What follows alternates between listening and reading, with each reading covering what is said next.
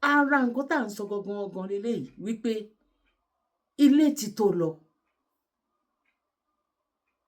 Ó lò ṣàbò ògbègbè mi ṣe mí bó ṣe bá mi.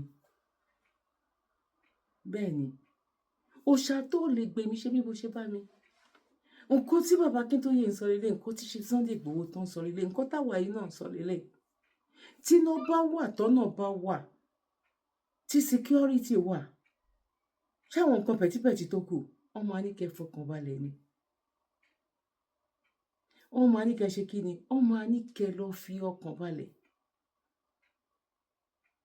Bọ̀ ìgbà tó jẹ́ wípé 2025 tá a wà yìí, program tí mo ṣe before eléyìí, kán sì máa fi ọ̀nà campaign, kán tún fi ọ̀nà máa gbá wa, kán fi máa gbá ẹ̀yin tẹ́ wà lórí wọn Nàìjíríà, kán ì fi ọ̀nà wípé àwọn ṣe ọ̀nà 30 kilometers náà làwọn ṣe. Àṣé nǹkan tó ń ṣe gan kò pé 10 kilometers. Tó di ní president dẹ̀ balẹ̀ tán lọ ṣe. Màá gbé mi ò lè gbé wá, mi fẹ́ pa nǹkan kan pọ̀ mọ́ program lady yìí. Ọ̀tọ̀ ni máa ṣe yẹn. Ẹ má jẹ́ kí n wọnú kinní lọ. Ẹ jẹ́ ká gbọ́ nǹkan tó ṣẹlẹ̀ sí arábìnrin. How Nigerian hospital ruined my son's life. My baby, the one that is making noise in the background, he's going to 3 years now. I'm still going to show him at the camera. So last 2022, when I was 36 weeks gone, so I decided to go for a scan as instructed by my doctor. So I went to Awon here. There is a place called Referral. It's a very good diagnostic center. So my doctor told me that I should go to another scan outside the hospital to do my scan to confirm if my baby was still in breech position. So that very day, immediately I clocked 36 weeks. So I decided to go to another place, and that another place is Referral. So it's a very nice place. So when I went there, the scan confirmed that my baby was still in breech position at 36 weeks. So I said, okay. I took the scan back to my doctor. So when I gave him the scan results, he told me, okay, that very day it was on Tuesday, so he was still consulting. A lot of people were waiting for him. So I waited. When it got to my turn, I went inside. I gave him the scan results. So he said, oh, your baby is still in breech position. I said, yes. But according to the scan, is there anything wrong with my baby? He said, no. That it's just that I'm going to deliver through CS. I said, okay, no problem. He said, and he's booking me tomorrow. I said, why are you booking me tomorrow? He said, nothing. It's just that my baby is in breech position and he don't want me to fall into labor. That once I start having labor, maybe signs of labor, that is going to be an emergency because there is no way I can push, that my baby is in breech position. I said, okay, is that the only reason why you are booking me tomorrow? He said, yes. I said, you have to give me time. This is 36 weeks and my husband is not around. My husband traveled, not outside the country with him. And he don't know that I'm going to put to bed sudden. So I told him that I don't have anybody that will take care of my other kids. So my baby is my 4th baby. So he said, madam, I don't know. You have to just organize yourself that I'm booking you tomorrow. I said, please, sir, give me time so that I can put myself together. At least find someone that will come and stay with my children. He said, okay, that he's giving me a day, which is on the 13th. I said, okay, that is, he's giving me tomorrow, which is on the 12th of October. I said, okay, fine. So when I came back, I called my husband because I was still having that double mind. Like something in me is telling me that something is about to happen. I was just having that fear. And sometimes, like, if I stay like this, I'll be like, are you sure you are going to come out alive? You know, that kind of thought keep coming. So I called my husband. I told him what the doctor said. He said, that why is he booking me so urgent like that? I said, I don't know that. He said my baby is in breech position. So I decided to put everything together to close my account with my sales girl and do other things, to cook and also to collect my clothes from my tailor. So that very day, that on 13th, because I told him that I'll come on the 13th, he said the surgery is going to take place in the night. So I told him okay. He told me time not to eat and time to eat. I said okay, fine. So that very day when I went to the hospital, he was on seat consulting. So I waited. I told him, I called him on phone. I said, I'm in the hospital already. He said I should go and make payment. I said, okay. I went there with my friend, and my husband was on the way, close by, coming. So, and I left my children with my cleaner that very day. So, when I made the payment, I collected the receipt. I went upstairs. There is no room vacant. So, I told the doctor that there is no vacant room there for me to stay. He said, okay, that they are going to discharge one patient there so that I can go inside. I said, okay. So, we waited for like 2 hours.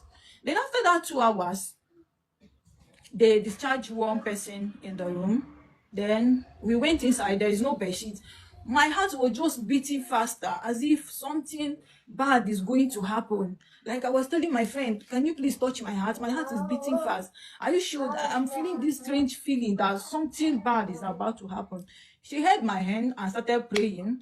She said, nothing will happen to you. You are going to come out alive. This is not your first time going for CS. Yes?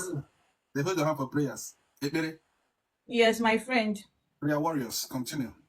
So after that, when the doctor now came around 8, he told me, sorry, madam, that he had another CS that night, that he's going to hand me over to night doctor.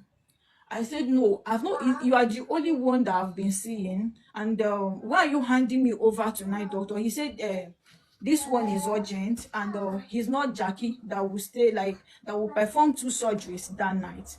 So I said, okay. I asked him the name of the night doctor. He told me. I said, okay, fine. I now called someone that know the hospital very well. I said, do you know this doctor? He said, yes, that he's a consultant at FMC Owerri. I said, okay, no problem. So I waited around 9. So the doctor now came, the night doctor now came. They gave me dress to change, and finally I went into the theater. That is where the whole thing started. So I don't know if my baby is making noise. Can I call someone to come and carry my baby? If you have someone, that's okay. Otherwise, it's fine. So let me just continue. Let me see if I can call her phone. So that is where, when I entered the theater, that is where the whole thing started. So the doctor came, they started the surgery. So when they brought out my baby, they were just teaching me back. So when I said, like, my baby wasn't there, so I asked one of the nurses that is inside the theater with me. I asked her, where is my baby? Because I heard when he cried. He said, my baby is already in the room waiting for me. I said, why will my baby be in the room waiting for me while I'm still in the theater? This is not my first time giving birth. What happened? So she said, everything is fine, madam. At that point, I started having a rigor. I was shaking. So I told them, please, I want to see my baby. I want to see my baby. So the nurse told me that I'm going to be fine, that my baby is already in the room waiting for me. So when the doctor now came, the surgeon, I said, doctor, where is my baby? He said, my baby, because I saw the way they were just running up and down. So when they wheel me into my room. Kindly subscribe to YouTube channel and follow on Facebook page at Dr. Zabby's Talk Show. I saw my baby with oxygen. I saw my baby with glucose infusion. And I started asking them. My husband was there too. So I was asking them what happened. The doctor said my baby have a low oxygen, but he will be fine. I said, okay. So everybody was just, praying. So around 4 o'clock, the doctor now came and told me that my baby SpO2, oxygen saturation, is now okay, that my baby is now fine. We all started rejoicing. I called my mom. I told her that I've put to bed, So around 6 o'clock in the morning, when the doctor now came, they checked my baby, and my baby, this thing, oxygen started declining. So the doctor now said, madam, they are taking your baby to NICU. So I said, why? He said, because they need to take proper care of this child. I said, okay, fine. Someone said I should use pidgin English. So they now took my baby to, thank you so much for the gift. They now took my baby to NICU. I waited because the instruction was that I'm not going to lift my head till after 24 hours. That 24 hours seems like 24 years. So finally after 24 hours, I stood up. Where I got the strength, I don't know. I stood up, I came out, and I climbed the stairs. So it's on the last floor. So when I went inside, I saw my baby, like they put one pipe inside my baby stomach, and my baby was on phototherapy light, and also like tubes everywhere. There's one they put on the nose, the oxygen was the other side, then another pipe, the one in his stomach, then he was on phototherapy light. I don't know what to do again. I was just asking them, what is wrong with my baby? What is wrong? So the doctor said the other pipe is for eating, that he has a swollen stomach, and that is why they put the pipe on my baby stomach. So that was how the battle started.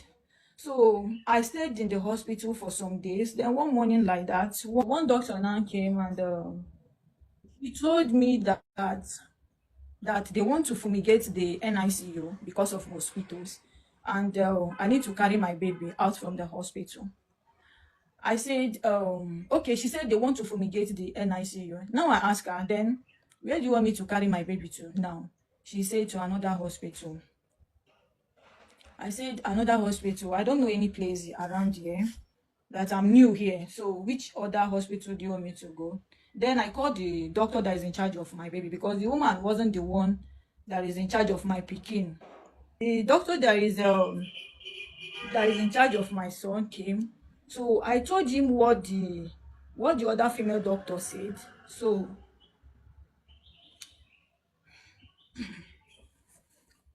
he said yes, that he want to.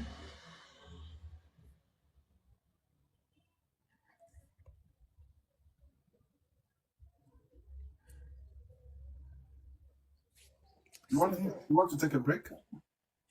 No, let me go. You can take a break. Don't rush yourself, or drink water, all right? Or relax. No rush. Once you're comfortable, continue, all right? Maybe some people cannot relate, but it is your son. Only you know what it feels like to tell the story of your son. No rush. Talk when you can.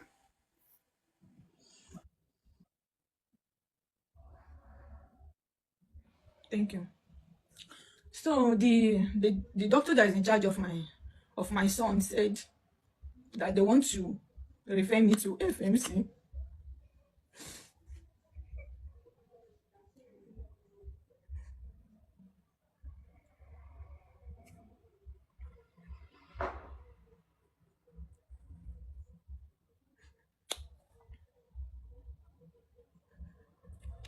Sorry. That they want to refer me to FMC. I told the doctor that I've never been to FMC before, and I know it's a government hospital. He said yes, that he's a consultant there, that he's going to put a call across that I should carry my baby to FMC. I requested for oxygen.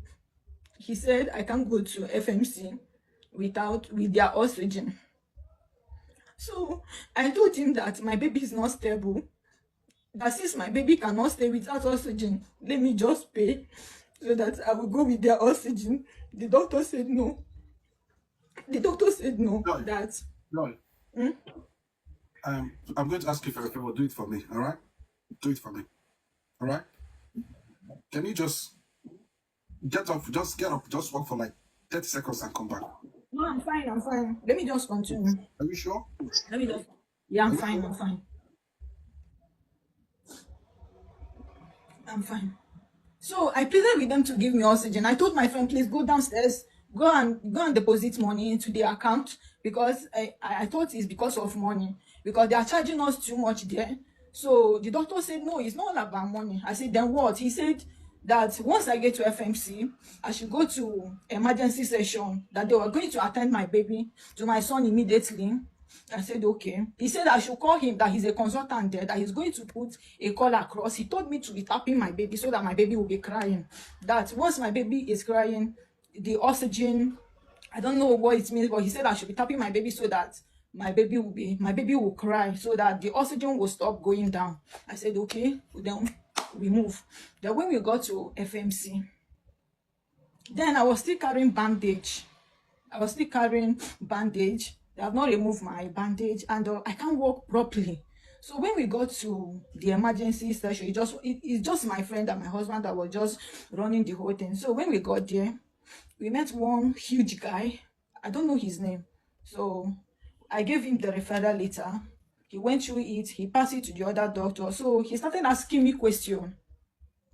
He said, what happened to your son? I said, sir, please, everything is in the referral letter. He said, madam, you better talk. Oh. I said, okay. I started explaining the one I know. So he now said, do you stay in public yard or private yard? I said, sir, this question is not necessary. Because then, the way my baby was breathing, I said, look at my baby. My child is dying, please. Stop asking me this question. He said, madam, this is FMC for you, and you must follow the protocol. I said, okay, private. He said, is it upstairs or downstairs? I answered. He said, are you taking sachet water or borehole? I answered. At that time, I started shouting. As I called the doctor that referred me, I keep on calling him. I kept calling. At a time, he stopped picking my call. Then the doctor that is in charge said, there is tests that we need to do. I said, okay. We went upstairs. He let to see the way I was walking. We went upstairs. Come down. We want to do this test. There is queue there. I kept shouting, my son is dying. You people should help me do this test. I pleaded with these people, please put my baby on oxygen. This child is dying. Then I don't even know that without oxygen, that brain can be affected. I don't know. I was just shouting, telling them that I don't want my child to die. That is the only thing. Like, I don't want my child to leave me. I don't even know that oxygen that my baby doesn't have will affect some part of his brain. I don't know that at that point. So these people wasted my time till 13th hours. So when they start attending to us, like, there is one doctor that came and said, oh, this child need an emergency attention, and they start attending to us. At that time, the doctor told me that he called me one side and told me that this thing they are doing here is 50-50. That even if this child survive, have I seen all these people that have that look like imbecile? I said, yes, but it can't be my baby. He said, okay, that is never his wish, but my baby brain has been badly damaged because of lack of oxygen. That my baby doesn't have oxygen, and some part of his brain was badly damaged, and there is nothing can be done about it. That my baby is going to live.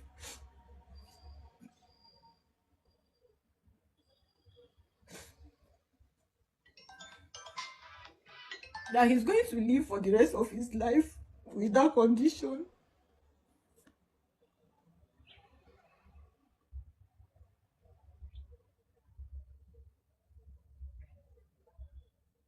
I can hear you. Please continue, okay?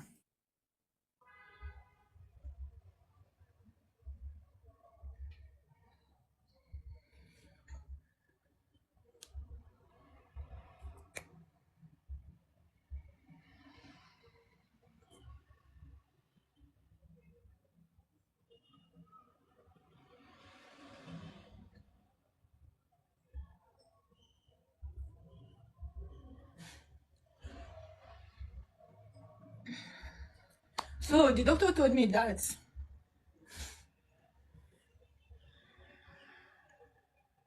the only thing that can help my baby is just therapy and medication, and there is nothing that can be done to reverse the condition. Even at that point, I kept telling myself that this baby is going to be fine. I told him that it's not my baby's portion, that it's not his portion, that is going to be fine. And the doctor said, amen.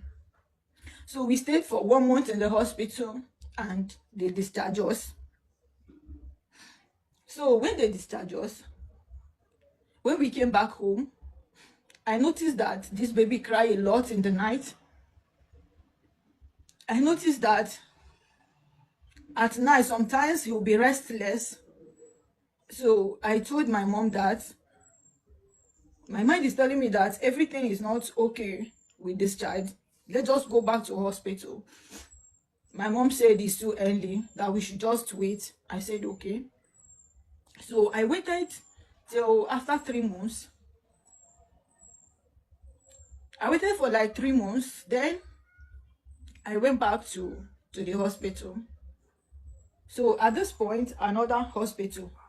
So the doctor now told me that he don't want to say what is in his mind, but he's going to confirm that after 6 months. That after 6 months, I should carry my child and come back. I said, okay. I went back home.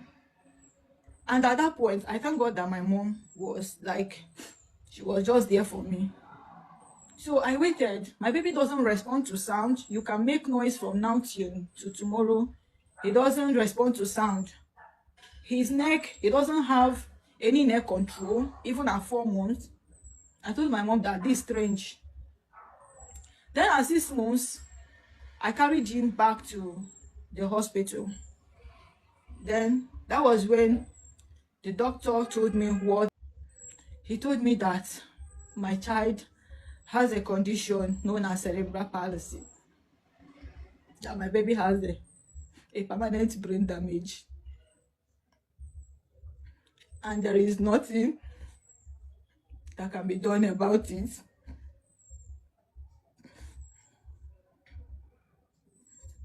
So he told me that I should start therapy, that he want me to go and see a neurologist. So that the person will start seeing my baby and know what else to do. So I now asked him, what could be the cause of this thing that happened to my baby? He said that even a second without oxygen can affect the child, and the hospital booking me at 36 weeks for not just reason for just because my child was in breech position wasn't enough reason that I can carry the child to 37, 38 or 39 weeks. Then I will go for CS. Then him booking me at that 36 weeks now, that it might be that the child is not fully matured and he needed that oxygen to sustain him. Now, the oxygen wasn't there, and even a second can cause damage. That he's sorry to say this, that the brain is damaged. So, when he told me that, I went to YouTube, I started browsing, because I don't even know what is cerebral palsy. I know what brain damage is, but I don't know what is cerebral palsy. Then I browsed about it. Then I saw children with that condition. I said to myself, I can't do it. Was when my baby was 6 months plus. Joy, TikTok might flag you. I can feel because of the word. Just probably the first time you tried to unalive yourself. Okay. I thank God too that my mommy was there for me. She stayed all through. Yeah, she stayed all through. That very day, I started having, I was just having severe headache. I started having memory loss. Joy, sorry I'm cutting you short. When people tell the story like this, I can't imagine. I don't know. There are people going through this in a situation where they tell you that your child's brain is damaged for life. I don't even know what that feels like. Then the worst part of it is when you don't understand what it is. I don't know if some of you don't notice. If you are feeling somehow and you go Google, they search things. If you're going to catch you eating Google, they tell you. Then imagine when you go to the internet to start searching about things like cerebral palsy. Seeing how some of them look, how some of them act. For a mother looking at the baby and seeing how some of them that are growing up are now behaving, it's going to be scary. Like, is this what I'm going to Joy, I can only imagine how you feel like, but you're a strong woman. I can only imagine how you feel like, but you're a strong woman. Continue, my sister. So when my child was that 6 months plus, like everything was just turning against me. Everything was just turning against me. When my child is that 6 months plus, I start having memory loss. I can't remember anything. It's as if they are pouring me Really? water. Is Yes, it's that as is if they that are is pouring. that is that how much stressed you were that you almost run mad? Yeah. Check. So sometimes if I'm going out, I don't even know where I'm going to.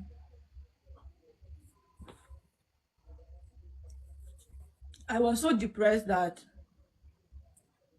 I just thank God that my mom stayed all through. My mom stayed all through at this period. My mom just have to be there. Because even if I enter inside bedroom and waste time, she will be like, "What are you doing there?" Then if I said, "Okay, let me go outside and so have some fresh air," she'll be like, "I'm following you." So there was a day looking at my child started having Is that seizure. is that your first child? No, your first son be No, that. no, no, no. All right, continue. My fourth. Your fourth My son. fourth. Your fourth son. Okay. No, my second son, but my fourth Your child. fourth. Okay. So I was just trying like a way to, to stay away from my mom, but she will not allow me. So the day I nearly by myself was the day I decided to, keep my mom busy. She loved Nigerian movie. I told her, okay, mommy, please go downstairs. Let me on Gen so that you watch your favorite movie today is showing. She said, "Oh, really?" I said, "Yes." Then she now carried my child now downstairs. She was there. So when I peep, I saw that she was really enjoying the movie. I quickly rushed up. I went to my room. I brought my notebook. I wrote something. I kept it. Then I quickly rushed to where I hide my substance. I brought it out. I opened it. The next thing I heard was boom. My mom now pushed the door. She said, "What are you doing?" That's when she's in the parlor. Her, her mind kept telling her that something bad is about to happen. I have to hide it. So something bad is about to happen. That she want to see that thing I'm holding. I said, "No, not nothing." She said she want to see it. Then I gave her what I was holding. I don't know if I called the name, if TikTok is going to bring this thing down. It's a sniper. So the day I bought it, I told her that I want to use it and kill cockroach in the kitchen. Then she said, "Oh, you want to buy me? Oh, oh, oh, oh. So you don't want me to be alive this?" I started crying.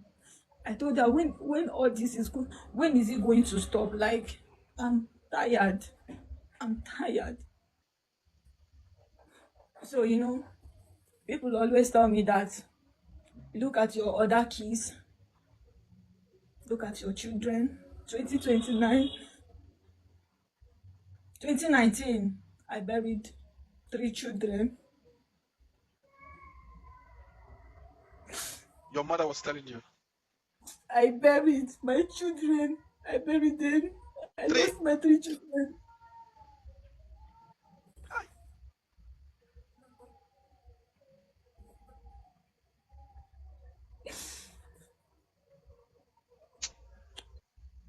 Yeah, 2019, I buried three, 2 boys, a girl. Then this one, I've gone through a lot. At a time, I begin to question, when is it going to end? When? My child is going to 3 years. They have not achieved any developmental milestone. No milestone achieved. Sorry. Hold on. You said you had four kids. The three is no longer alive. Just this. They are alive. They are alive. They are alive. Then how did you bury three kids? Do you have more than four? I lost them at birth. I lost them. I lost them at birth. I just feel like to come on social media and, to share my story so that at least I'll start healing. When I started, I don't even know, I'm an introvert, so I hardly talk to people. So at a point I said, oh Joy, you need to speak out, you are dying. I started telling people my story. For the past 2 years, I've not been myself. At my age, I'm suffering from BP, memory loss. At some point, I can't remember anything. I did go for therapy just for me to heal. That was when doctor said, Madam, you need to start talking to people, because I'm this kind of person that I don't like disturbing people with my problem.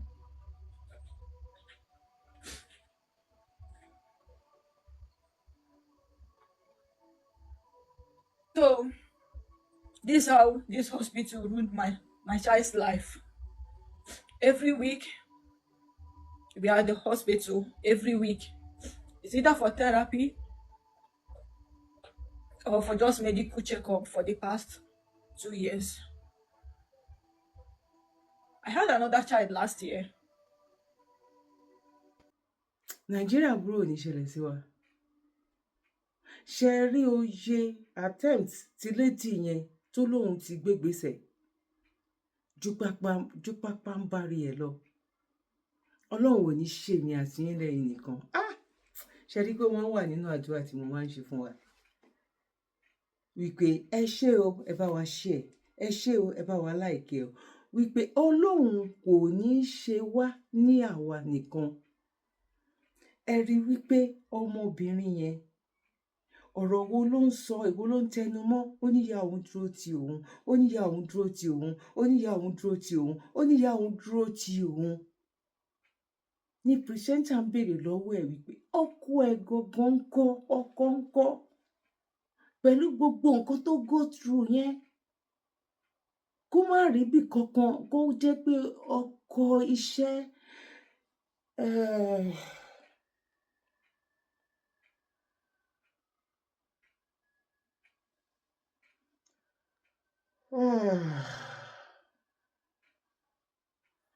ẹ jẹ́ kí n filẹ̀. Nàìjíríà burú ò ní ṣẹlẹ̀ sẹ́ni tó mọ̀ àtẹni tí ò mọ̀. Nàìjíríà burú ò ní ṣẹlẹ̀ sí.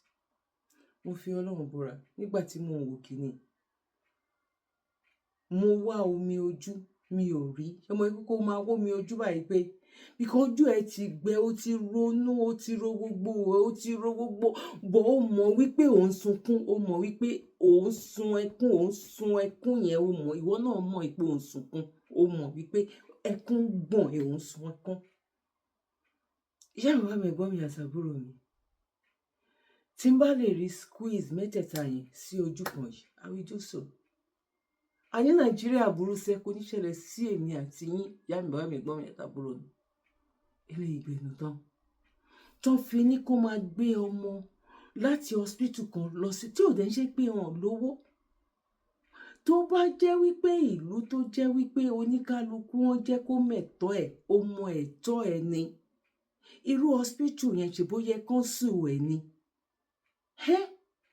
Ìgbà tí kò sí ambulance lọ hospital, ọlọ́pàá ò ní mọ́tò, ọlọ́pàá ń fi sẹ́lótéèpù gan ìbọn tó wà lọ́wọ́ ẹ̀ ni. Níbi tí Boko Haram ti ń gbé untouchable tó jẹ́ pé tí a rọ̀bà ni.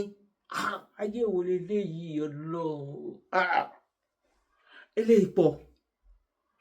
A ní Nàìjíríà burú ò ní ṣẹlẹ̀ sí èmi àti ẹsẹ̀ sọ wípé àmì táìpẹ̀ síbẹ̀ pa mi. Eléyìí gbẹnu tán. Abíamọ o, abíamọ o, abíamọ o. A ní Nàìjíríà burú sẹ́ kò ní ṣẹlẹ̀ sí èmi àti yín. Ẹ wò, mo kí wa lẹ́ẹ̀kan sí wípé a kò bójú ọjọ́ ṣe rí, ìyá àti bàbá, ẹ̀gbọ́n àti àbúrò. Bọ̀ ẹ̀rí máa jẹ́ mi nìṣó lélẹ́yìí. Ẹ jẹ́ ká pín, ẹ jẹ́ ká share fún àwọn tó sọ wípé Nàìjíríà wọ́n máa tún ṣe, wọ́n máa ṣe kinní kan. Ẹ wá béèrè lọ́wọ́ wọn wípé ṣé wọn náà rí nǹkan tí mo send sí ẹ? Ṣé ilé ayé leléyìí? Ṣé ilé ayé leléyìí? tí kinní yìí tó bá jáde gan, tí bèbí yẹn tó bá ní connection, tí ọwọ́ àwọn woman right tó bá tẹ̀ ní abroad, ní ìlú tó mọ rírì ìjọmọ ènìyàn, tó ń lẹ́sìn, tó mọ rírì ìjọmọ ènìyàn, tó mọ kí ló ń jẹ́ ìjọmọ ènìyàn, á dìde fún. Hospital yẹn ó yẹ kán tì í, àwọn dókítà yóò yẹ kán lọ ẹ̀wọ̀n, kán máa gbé lẹ́wọ̀n, kán máa jẹun bẹ̀, kán mọ ọmọ wọn bá wọn lẹ́wọ̀n, kán mọ̀ wípé aburú ayé àtọ̀run òun ló ń dánwò. Ẹni kéèyàn máa gbé ọmọ lọ kó fọwọ́ máa gbá, kó fi ọwọ́ Nàìjíríà àbúrò ní ṣẹlẹ̀ sí èmi àti ẹsẹ̀. O fẹ́ o kọ̀, o kọ̀ o fẹ́. Nàìjíríà àbúrò kò ní ṣẹlẹ̀ sí èmi àti agbára lọ́wọ́ Ọlọ́run. Ó máa bá ẹlẹ́dàá wa nílé. A ní ṣe kò ń gé aburú sẹ̀. Ṣé mo gba tí mo ti máa ń lọgun ní gbogbo ìgbà lórí ètò mi wípé Nàìjíríà àbúrò ti máa ń ráwọn èèyàn kan tó bá sọ wọn ní ó ti pẹ́ tí ẹ̀mí ti sọ fún èmi pé Nàìjíríà àbúrò ò ní ṣẹlẹ̀, kó jí láàárọ̀ ó léèyàn bẹ́ẹ̀ ò léèyàn bẹ́ẹ̀ kó fọwọ́ gbórí ẹ̀mú ìpẹ́lẹ́dà mi. Nàìjíríà àbúrò má jò ṣẹlẹ̀ sí mi. Ire lójú owó rí ire báyìí bẹ̀ ó ní kó jẹ́ kó máa bá èmi àti ẹbí mi tí dìgbà tó máa fi di pé ire láàrin ìkan gbọ́dọ̀ ju kan lọ kí oníkálukú kó ṣe kiri kó jẹ́ orúkọ bàbá yìí. Orúkọ tèmi ò tí ì yípadà, mo kí wa lẹ́ẹ̀kan sí wípé a kú bójú ọjọ́ ṣe rí. Èmi ọmọ yín náà ṣì ni olólùfẹ́ yín Ààyè Ọpẹ́yọ Sabi Talk Show. Ṣé yọ lọ́dọ̀ títí yín náà ní agbára lọ́wọ́ Elédùà. Ayé ọpẹ́ á máa yọ fún wa o, lórí wa, lórí ọmọ, lórí ìdáwọ́lé wa. Láyé ọpẹ́ ló máa fi máa yọ. God bless you. One love. Bye for now. Kindly subscribe to YouTube channel and follow on Facebook page at Dr. Zabby's Talk Show.